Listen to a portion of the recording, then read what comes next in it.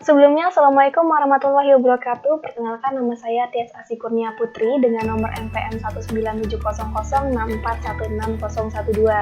Saya dari Prodi Sistem Informasi tahun angkatan 2019-2020 dengan mata kuliah Pengolahan Sistem Komputer dan dosen pengampu Bapak Gatot Supriyono, SSI MMSI di Tempat.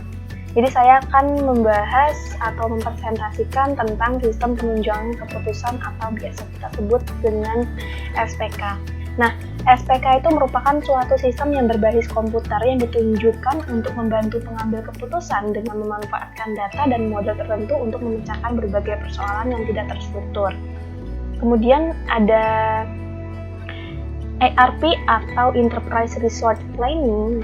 ERP ini merupakan sistem perencanaan sumber daya perusahaan di mana aplikasi perangkat lunak komputer yang terintegrasi dan menyeluruh. Nah, secara arsitektural dikembangkan berdasarkan modul-modul fungsional yang meliputi seluruh aspek sumber daya di dalam sebuah perusahaan atau organisasi. Nah, sedangkan secara histori, ERP ini merupakan metamorfosis dari MRP atau Manufacturing Resource Planning yang diarahkan untuk kelompok usaha manufaktur. Kemudian fungsi ERP ini untuk memadukan berbagai sistem informasi yang tersebar di masing-masing departemen atau unit fungsional di sebuah lembaga. Nah, dengan adanya sistem yang terpadu tersebut, maka masing-masing unit fungsional dalam lembaga tersebut dapat saling berbagi data dan informasi yang pada akhirnya meningkatkan sinergi antara elemen di perusahaan yang menerapkannya. Kemudian kita masuk ke jenis keputusan.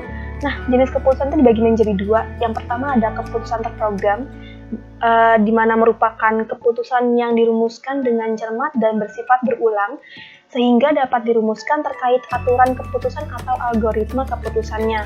Yang kedua yaitu keputusan tidak terprogram, merupakan keputusan yang bersifat tidak sering diulang atau dapat dikatakan keputusan ini sangat berbeda di setiap pengulangannya, sehingga tidak dapat dibuat suatu model umum sebagai suatu dasar untuk memprogramnya, karena membutuhkan analisa baru untuk setiap. Berikut yaitu tujuan sistem penunjang keputusan SPK. Nah, yang pertama itu membantu manajer perusahaan atau organisasi dalam pengambilan keputusan atas masalah semi terstruktur. Yang kedua, mendukung pertimbangan manajer dan bukan dimaksudkan untuk mengganti fungsi manajer itu sendiri. Yang ketiga, meningkatkan efektivitas keputusan yang diambil manajer daripada perbaikan efisiennya. Yang keempat, itu memungkinkan pengambilan keputusan secara cepat dengan biaya yang rendah. Yang terakhir itu untuk meningkatkan produktivitas perusahaan. Itu untuk tujuan sistem SPK atau penunjang keputusan. Selanjutnya itu ada karakteristik sistem penunjang keputusan. Yang pertama, jadi SPK merupakan sistem berbasis komputer dengan antarmuka antara mesin atau komputer dengan pembuat keputusan.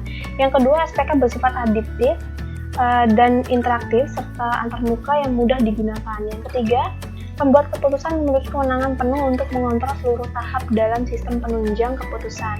Yang keempat, SPK mampu memberikan solusi atas masalah yang tidak terstruktur baik bagi perorangan atau kelompok. Selanjutnya, dalam penggunaannya, SPK membutuhkan komponen seperti data, basis data atau database, dan metode analisis keputusan. Selanjutnya, SPK mampu beradaptasi setiap saat dan bersifat fleksibel.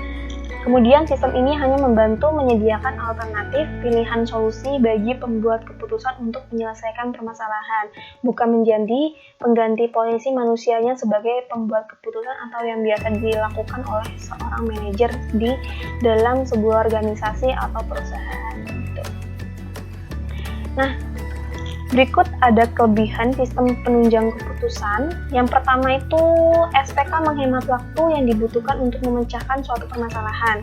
Yang kedua, SPK mampu menghasilkan solusi dengan lebih cepat dengan hasil yang dapat dipercaya. Yang ketiga, SPK mampu menyajikan berbagai alternatif atau pilihan-pilihan solusi yang dapat diambil. Yang terakhir yaitu SPK mampu menyajikan bukti atau data tambahan sehingga dapat mendukung posisi pengambil keputusan. Nah, bahkan ada kelebihannya. Selanjutnya kita masuk ke kekurangan.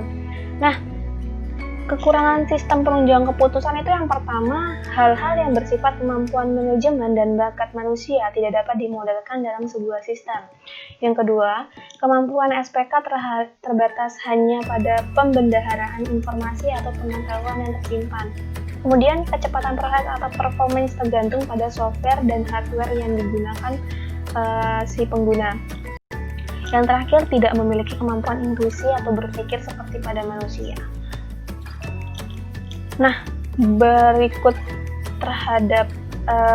ini ada tahapan dalam sistem penunjang keputusan. Nah, tahapan yang pertama itu tahap pemahaman atau intelligent phase, yaitu merupakan aktivitas menyelidiki lingkungan kondisi-kondisi yang memerlukan keputusan. Nah, pembuat keputusan akan mengumpulkan sejumlah informasi dan data mentah. Kemudian data tersebut diolah dan diperiksa dijadikan petunjuk yang dapat menentukan masalahnya. Yang kedua itu ada tahap perencanaan, yaitu design phase, yaitu menemukan, mengembangkan, dan menganalisa arah tindakan yang mungkin dapat dipergunakan dalam menyelesaikan masalah. Nah, tersebut merupakan aktivitas dalam memahami masalah untuk menghasilkan cara pemecahan dan untuk memvalidasi dan memverifikasi apakah cara pemecahan tersebut dapat dilaksanakan atau tidak dapat dilaksanakan. Yang ketiga ada tahap pemilihan atau choice phase, yaitu memilih arah di tindakan tertentu dari semua arah tindakan yang ada.